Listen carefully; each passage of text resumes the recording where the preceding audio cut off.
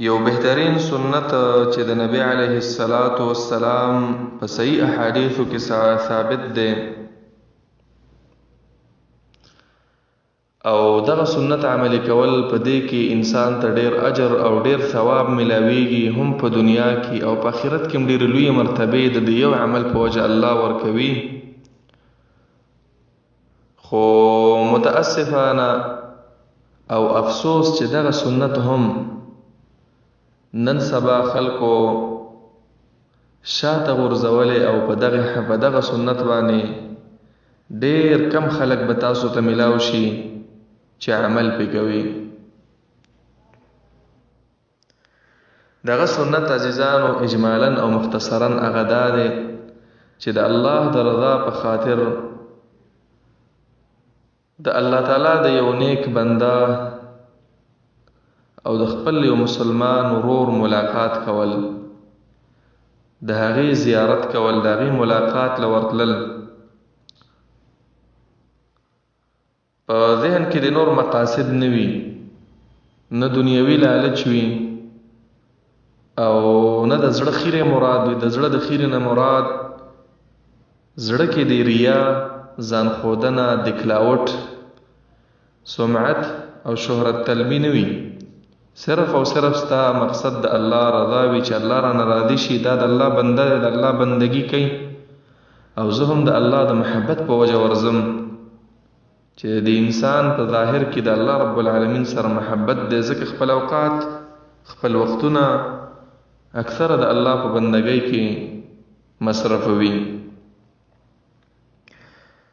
نو دا یو بهترین سنت دی او که سوچ او فکر وکړو دا هم خلکو شاته غورځولې. ملاقاتونه ډیر کیږي زمونږ او ستاسو په معاشرو کې، خو دغه ملاقاتونه چې اکثره کیږي مقصد پکې بدل وي. ته د یو سړي کور ته ورځې، هله ورځې چې هغه ستا کور ته راغلی وي، پوښتنه یې هله کې چې ستا تپوس یې کړی وي، بیمار پرسي هله کې چې ستا عیادت او ستا بیمار پرسی کړی وي، غم خادي کې ورسره هله شریکېږي چې ستا غم او ستا خادي کې شریک شوی وي، جنازې له هله ورځې د خپلو خپلوانو چې ستا جنازې له راغلی وي. که داسې نه وي نو که خیال هم وي نو زمونږ او ستاسو پښتانه هغه دا وایي چې زه د دې نه څه کم یم چې زما تپوس له نه راځي زم نه ورځم، زما بیمار لنه راځي زم نه ورځم، زما مړی لنه راغلی زم نه ورځم. یعنی دا ټول کارونه په بدل باندې بنا دي او کله په بدل نه وي د دنیا په بل مقصد باندې وي. یو مالدار سړی وي یا مثلا د یو غټې عهدې والا سړی وي په حکومت کې، د هغې ملاقاتونه له خلک ځي ولې یو دنیوي تمې ته وي، ښه هدایا ښه تحفې هم د ځان سره کي او لاړ شي د دغه سړی ملاقات کې، ځکه هغې کې یوه دنیوي فایده وي. کله کله دا فایدې هم نه وي خو دنیوي بل مقصد وي، هسې زړه ازادول.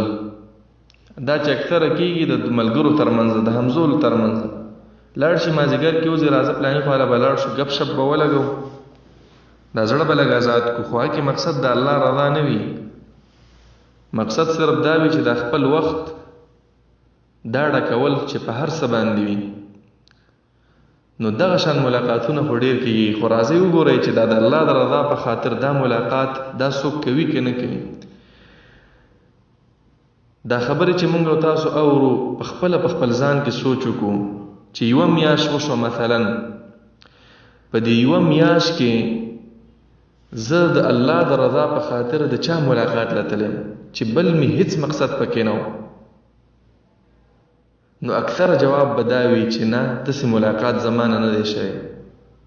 نو راځئ عزیزانو وخت تیر نه دی، لا خو نور د مغرب نه راواپس شوی نه دی، راختلی نه دی، د مشرق نه راخیږي، د توبې دروازې بندې نه دي، لا خو د قیامت اواز شوی نه دی، اسمانونه په ځای ولاړ دي، ځمکې ولاړ دي، نظام روان دی. نو مخکې د دې نه چې د توبې دروازې بندې شي او مخکې د دې نه چې قیامت راشي، الحمدلله موږ سره وقت شته او لا خو مونږ ته ملک الموت راغلی نه دی، یعنی د الله د طرفه زمونږ فیصله د مرګ هم نه ده شوې، یعنی ژوندي یو په دنیا کې یو. نو مخکې د دې نه چې مرګ راشي راځئ په دې سنت باندې بار بار عمل وکړو او اجر یې وګورئ چې څومره ډېر اجر دی.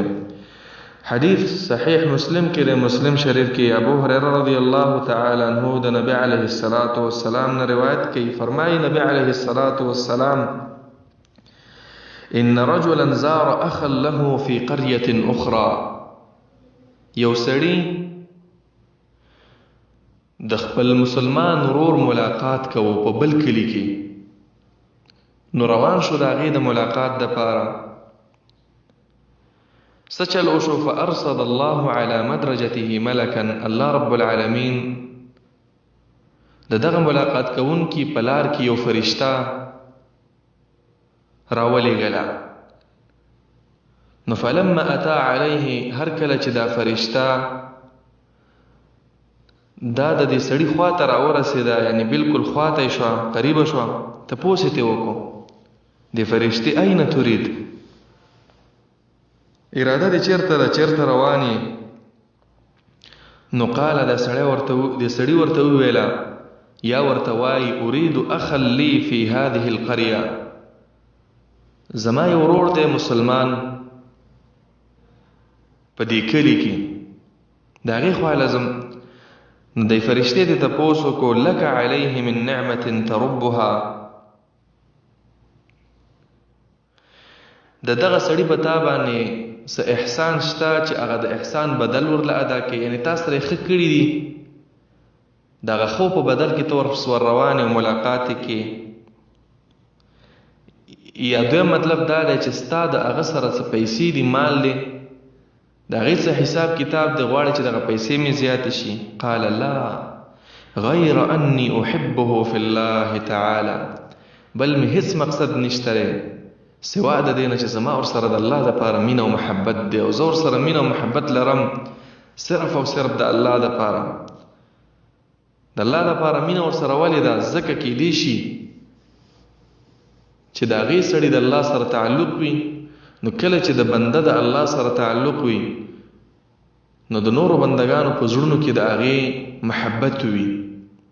لکه دا نیکان خلک تاسو وګورئ، علما، امامان، یا په خپل کلي کې ښه خلک وګورئ چې کم نیکان خلک وي، هغې سره خود به خود د خلکو مینه محبت او همدردي وي. دا ولې؟ دا وجه اصل کې دا ده چې دغه سړي سره د الله محبت دی. نو دې سړي جواب ورکړو چې زما ورسره صرف د الله رب العالمین دپاره محبت دی او روان ملاقات مقصد من دا دی. نو قال د فرشته ورته څه وایي؟ دې ټکي ته وګورئ، دې جواب ته وګورئ، دې کې لږ غوندې سوچ وکئ.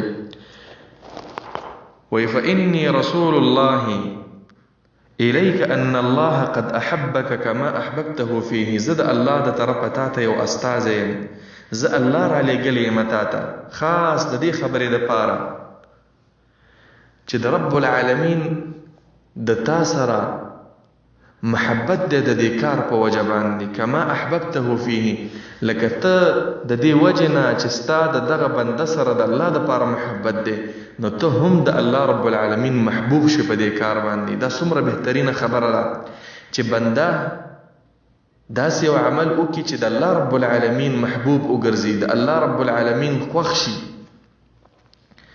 ګورئ د الله رب العالمین محبت حاصلول دا څه اسانه خبره نه ده، او دا یو معمولی نعمت هم نه دی. قل ان کنتم تحبون الله فاتبعوني يحببكم الله. د دې آیات په تفسیر کې امام ابن کثیر رحمه الله لیکلی دی، وی وليس الكمال ان تحب وانما الكمال ان تحب. کمال دا نه دی چې ستا د الله سره محبت وي، کمال دا دی چې ته ځان کې داسې صفات پیدا کړي چې د الله د تا سره محبت، یعنی د الله رب العالمین د محبت مستحق ته وګرځېږي او ته د الله محبوب شي. دا کمال دی. ځکه دا کمال نه دی چې ستا د الله سره محبت وي. که د الله سره ستا محبت نه وي، ستا یو عبادت هم نه قبلیږي، ته مجبور یې ته به د الله رب العالمین سره محبت ضرور کې. هغه عبادت چې محبت پکې نه وي، دا عبادت الله په وړاندې قبول نه دی. او د الله سره محبت کول دا کمال ځکه نه دی ځکه زمونږ محبت د الله سره دا په بدل کې دی.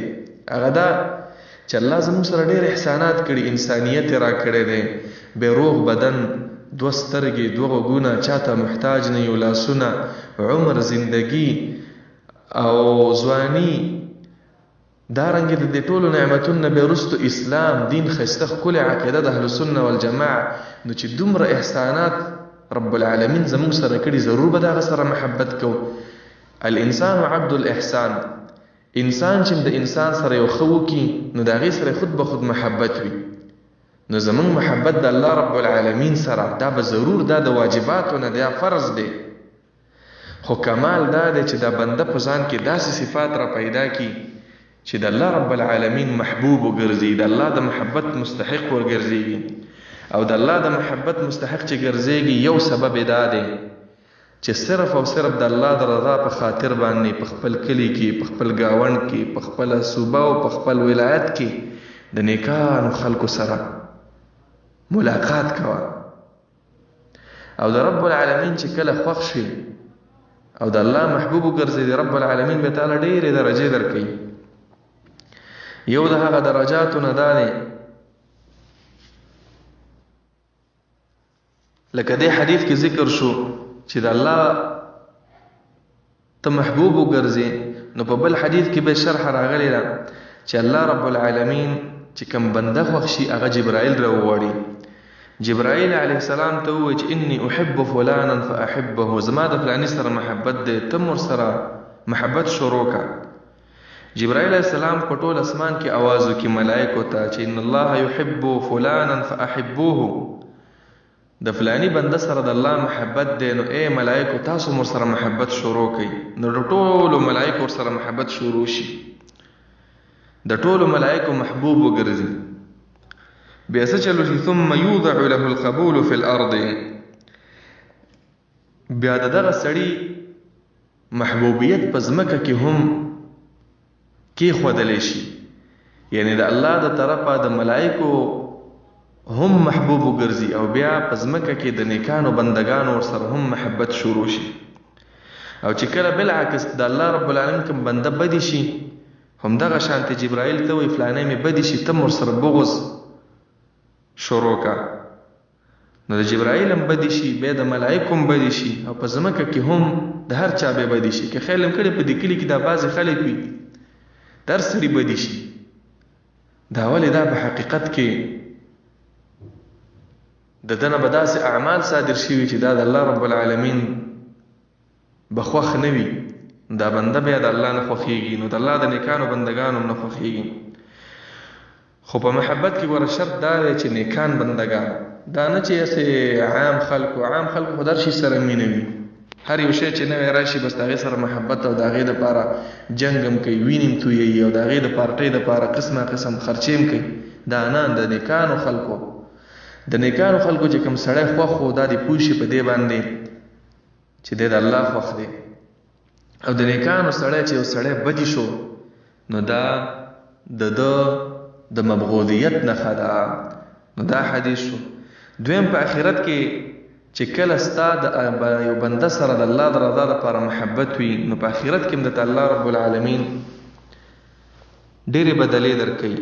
یوه دا د حدیث کې راغلی دی، نبی علیه السلام فرمایي وجبت محبتي للمتحابین فی، لکه دا مخکې ذکر شو مونږه، زما محبت به هغه خلکو ته ضرور رسیږي چې زما دپاره په خپل منځ کې محبت کوي.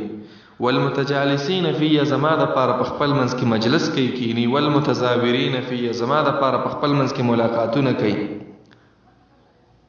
په آخرت کې بیا دا فایده ده چې نبی علیه السلام فرمایي چې 2 کسان دي چې په ورځ د قیامت به سوری نه وي، هر طرف ته به ګرمي وي، ورونه به وي، صرف یو سوری به وي، د عرش سوری، د هغې د لاندې به 2 قسمه خلک راځي. یو پکې دا دی ورجلان یتحابا فی الله اجتمع علیه وافترق علیه، 2 مسلمانان دي صرف د الله دپاره مینه محبت کوي، نو په ورځ د قیامت باندې به دوی د عرش د سوري د لاندې وي. دا څومره بهترینه خبره. د دې نه علاوه رب العالمین به ول ډېر ښکلي دغه ورکي، منبرونه ورکي. لکه یو روایت کې راځي، هغه روایت هم سندن صحیح دی، المتحابون بجلال الله يكونون يوم القيامة على منابر من نور يغبطهم أهل الجمع. په ورځ د قیامت باندې به دغه خلک چې د الله دپاره ملاقاتونه کوي، د الله دپاره یو بل سره محبت دی، دوی به د نور او د رڼا په منبرونو باندې به په اوچتو اوچتو صوفو باندې چې د رڼا والا وي په هغې باندې به ناست وي. د ټول قیامت کې چې څومره خلک دي ټولو به ورسره غبطه چې دا څوک دي، دا خلک وبویلی شي چې دا د الله دپاره محبت کوونکي دي. نو راځئ عزیزانو چې دا سنت عام کو، زیارتونه وکړو، ملاقاتونه وکړو د مسلمانانو ورونو. الله رب العالمین دې دا سنت هم په موږ او تاسو کې رایج کړي. آمین یا رب العالمین.